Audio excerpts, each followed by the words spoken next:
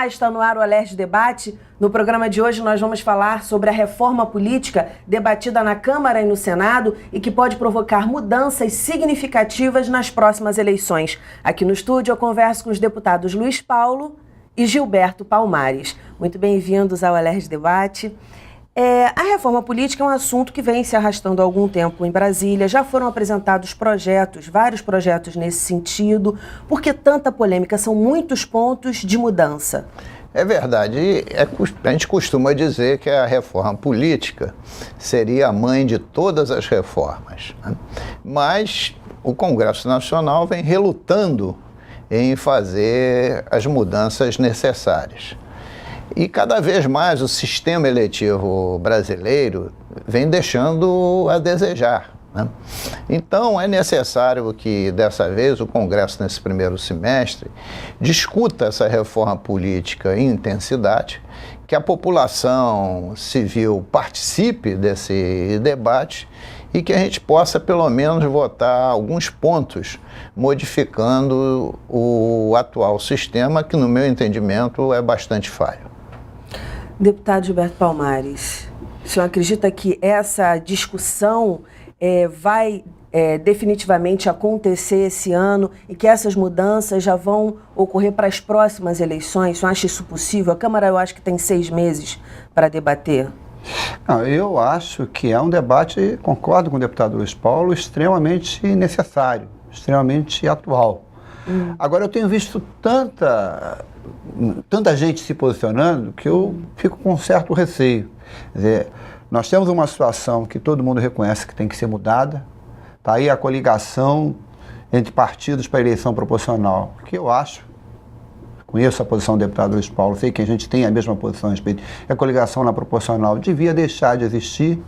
Está aí um debate que já ocorreu, que o Congresso já se posicionou e depois o Judiciário derrubou, que é a cláusula de barreira exigindo um mínimo de representatividade em cada um dos partidos para ter ascenso no Congresso Nacional. Tem uma série de pontos que tem que ser discutido, mas nada é tão ruim que não possa, inclusive, piorar. Por exemplo, estão falando aí no tal do distritão, né? Eu acho que o distritão, se vier a vigorar, é um desastre. É o cúmulo de trabalhar em cima de personalidades, né? É acabar com a possibilidade de que ideias possam representar a eleição de algumas pessoas. Então eu fico com receio. Eu acho que tem que ter o debate, algumas alterações já passaram da hora de ser implementadas, mas é preciso que haja um engajamento de todo mundo para que alguns segmentos não acabem piorando a situação que precisa ser mudada, mas com uma certa cautela. Só para o telespectador entender, a Câmara formou uma comissão, o Senado formou uma comissão para discutir o tema. Como é que é esse trâmite? E aí a gente começa a debater os pontos. Como é que é esse trâmite? Na verdade, as duas casas vão opinar sobre a reforma política. Por isso que eu preciso dizer que é o Congresso Nacional, isto é, o Senado e a Câmara, porque as duas casas vão votar a reforma política. Não há como se fazer uma reforma política em que a Câmara e o Senado não opinem. A Câmara inicia os procedimentos, aprova e o Senado como casa revisora. Então, as duas casas vão decidir essa questão. A atribuição é do Senado e é da Câmara Federal. Mas eu queria começar com esse ponto que o deputado Gilberto Palmares colocou, que são as coligações partidárias.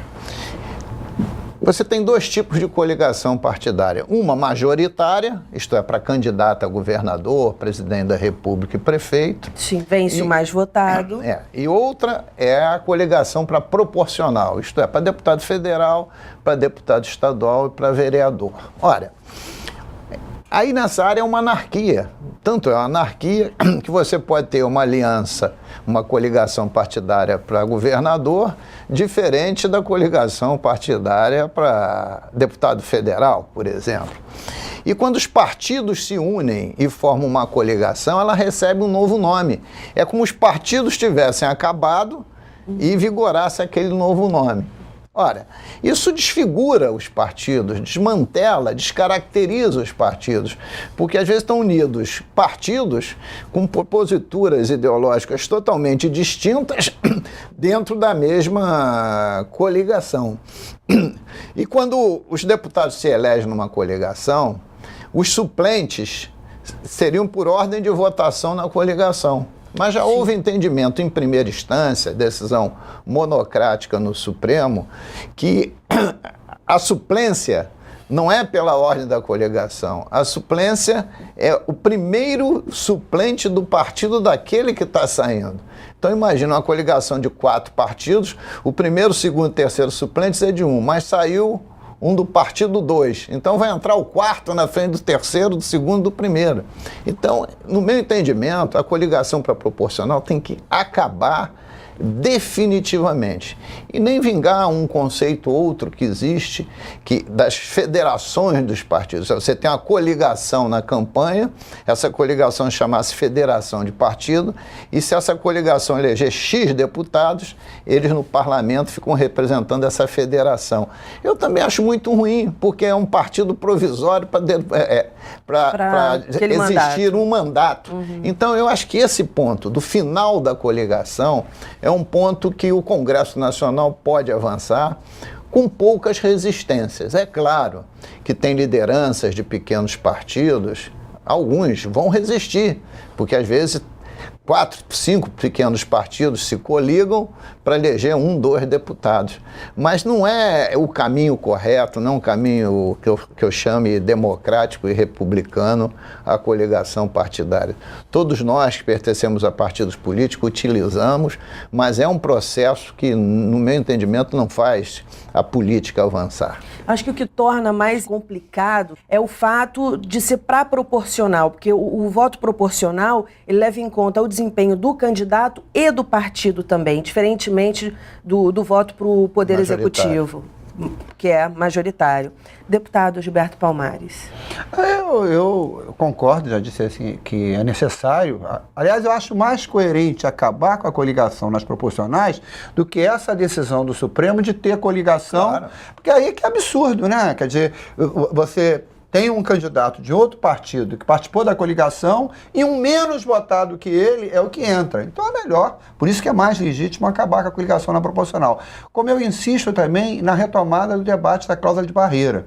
E o deputado Luiz Paulo falou nos partidos pequenos, aqueles partidos pequenos, mas que expressam um determinado comportamento ideológico, uma determinada preocupação temática que a sociedade debate, o resultado das eleições já revelou que eles têm um determinado espaço. Você fala aí do Partido Comunista do Brasil, né, que tem uma história, não é o meu partido, tem uma história. Você fala do PV, que o próprio nome diz que comprometido aí mais centralmente com a questão ecológica. São partidos que as eleições apontam que eles acabam obtendo uma representação no parlamento, né? Não vão ser alijados eventualmente pelo fim, não são partidos que com o fim da coligação na proporcional ou com o estabelecimento eventualmente de uma cláusula de barreira em determinadas situações, vão deixar de estar representados no parlamento.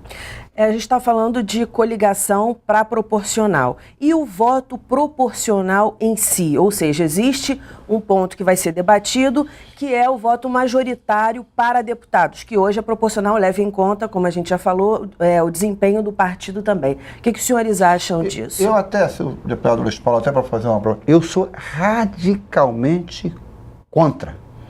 Eu acho que o parlamento tem que expressar a diversidade da sociedade, a diversidade nos vários sentidos, a diversidade do pensamento de defender determinadas posições, defender determinadas bandeiras. Esse distritão é paroquializar a política, né? O sujeito vai tá focado ali na área em que ele foi eleito. E acho que o voto proporcional ele é democrático. Eu tenho uma experiência de 12 anos no parlamento. Eu fui 4 anos vereador no município do Rio de Janeiro e estou há 8 anos aqui na Assembleia Legislativa. É uma opinião pessoal. Os melhores parlamentares que eu vi, tanto na Câmara Municipal quanto na Assembleia Legislativa, até onde eu enxergo a opinião pessoal, não foram campeões de voto. As melhores pessoas que, por exemplo, dos diversos partidos que eu vejo atuar aqui na Assembleia Legislativa, não são campeões de voto. É o voto proporcional, em que você soma um conjunto de candidaturas, o voto na própria legenda, que propicia que essas pessoas estejam lá no parlamento. Então eu sou radicalmente contra essa ideia de voto distrital.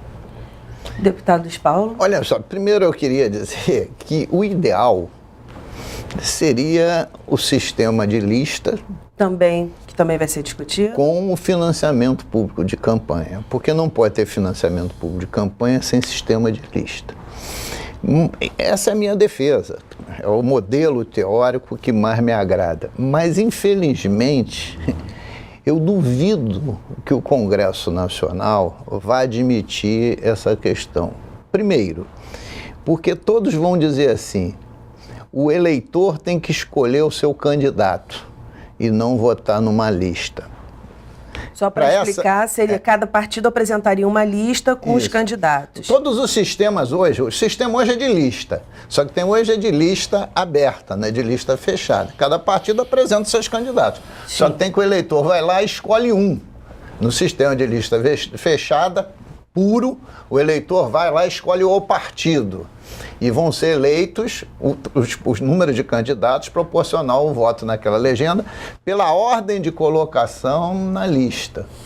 Mas existe também um sistema de lista fechada mista, que o próprio eleitor pode alterar a posição do parlamentar na lista. Né? Uhum. Mas, de qualquer forma, esse sistema, eu duvido que o Congresso acate. E com isso você enterra o financiamento público de campanha. Porque só dá para ter financiamento público de campanha com o sistema de lista fechada. Porque está muito arraigado esse conceito na sociedade que o cidadão vota no candidato, não vota no partido. A própria mídia defende esse princípio. A própria mídia defende que, se o voto for de lista fechada, os caciques partidários ficarão com os nomes na mão. Então, eu acho muito difícil esse conceito vingar. Esse conceito não vingando, o que vai se discutir? Se na lista aberta você deve escolher o número de candidatos em função do número de legenda de cada partido, ou na lista aberta vão ser eleitos simplesmente os mais votados. Deputado, nós vamos para um breve intervalo. O senhor falou de financiamento público de campanha, falou que acredita que o sistema de listas não vai passar no Congresso. A gente vai falar um pouquinho mais disso no segundo bloco. Um breve intervalo e a gente volta já já.